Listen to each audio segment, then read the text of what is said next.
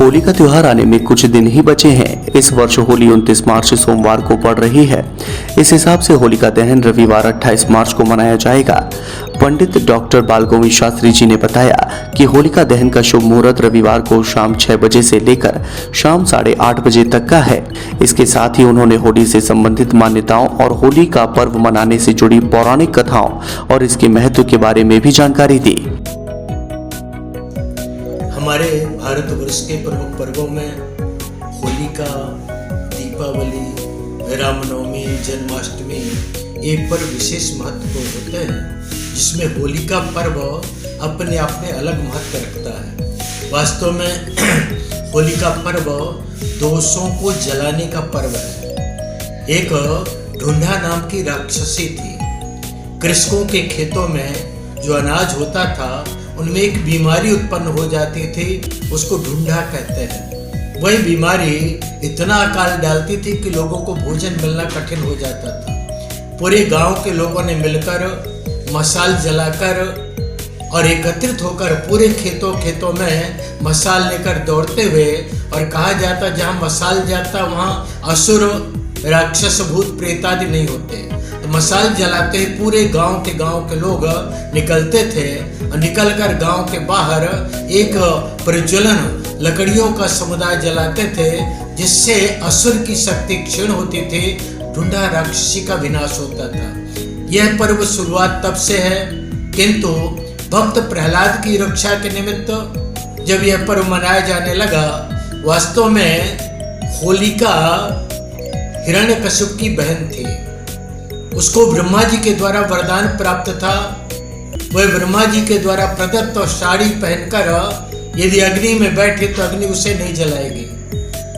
जब प्रहलाद को मारने की योजना बनी तो समय उस बहन ने कहा, भैया चिंता मत करो, मैं इसे जला देती हूँ। और लकड़ियों का समुदाय एकत्रित किया गया। होलिका यानी प्रहलाद जी की बुआ प्रहलाद जी को गोद में लेकर ऊपर बैठी, अग्नि लगा दी गई, किंतु पवन देवता ने ईश्वर के भक्त की रक्षा किया। इतना तीव्र बयार आया कि वह साड़ी उड़कर प्रहलाद जी में लिपट गई और होलिका बिना वस्त्र के जलकर भस्म हो गई। तब से इस पर्व को मनाया जाता है। सब लोगों ने भगवान के भक्त प्रहलाद के द्वारा स्पर्श की गई उस भस्म का अपने अंग में लेप किया। इसको कहा जाता है धूली बंधन। धूली का बंधन लोगों ने किया, एक दूसरे के ऊपर धूल उछाला। उस पर्व को अब हम लोग रंग के रूप में मनाते हैं। अब रंग एक दूसरे के ऊपर डाला जाता है और उसी प्रकार होली का दहन किया जाता है। ढूंढा नामक राक्षसी का विनाश हो, हमारे जीवन के आसुरी वृत्तियां विनाश हो, उसके लिए प्रत्येक व्यक्ति अपने घर से लाल मिर्च, राई, नमक, चोकर और पीली सरसों लेकर घर के प्रत्येक सदस्य के सिर से पैर तक 7 बार उतार कर ले जाते हैं और उस होलिका में डाल देते हैं।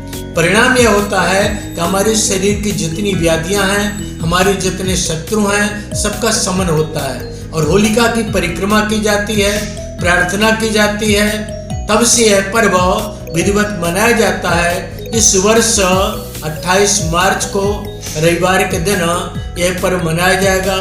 साथ ही इस पर्व का मुहूर्त विशेष रूप से प्रदोष काल में है। प्रदोष काल का समय इस वर्ष का जो उत्तम योग है, उस योग में सायंकाल 6 बजे से लेकर 8:30 बजे तक, 6 बजे से 8:30 बजे के मध्य में यदि होलिका दहन करते हैं तो होलिका पर्व आपके लिए लाभदायक और सुखदायक रहेगा और आप लोग आनंद पूर्वक होलिका पर्व मनाकर अपने परिवार को सुख, शांति और आनंद से परिपूर्ण करेंगे। वैसे सबको पता, वृंदावन में एकादशी से होलिकोत्सव प्रारंभ हो जाता है, होलिका दहन तक होता है। अन्य क्षेत्रों में भी होलिका दहन तक होलिका दूसरे दिन रंग गुलाल करके फिर आनंद लेते हैं लोग। इस प्रकार मैत्री भाव बढ़ाने के लिए, परस्पर एक दूसरे के मिलन के लिए यह पर्व होता है। इसलिए आप लोगों को चाहिए इसमें शत्रुता नहीं, मित्रता की वृद्धि करने का प्रयत्न करें। पुनश्च आप लोगों को होलिका पर्व बहुत बहुत मंगलमय हो। होली के त्योहार पर होलिका पूजा करने से सभी प्रकार के भय पर विजय प्राप्त होती है। यही वजह है कि हमारे देश में होली का पर्व उत्साह और भक्तिभाव के साथ मनाया जाता है।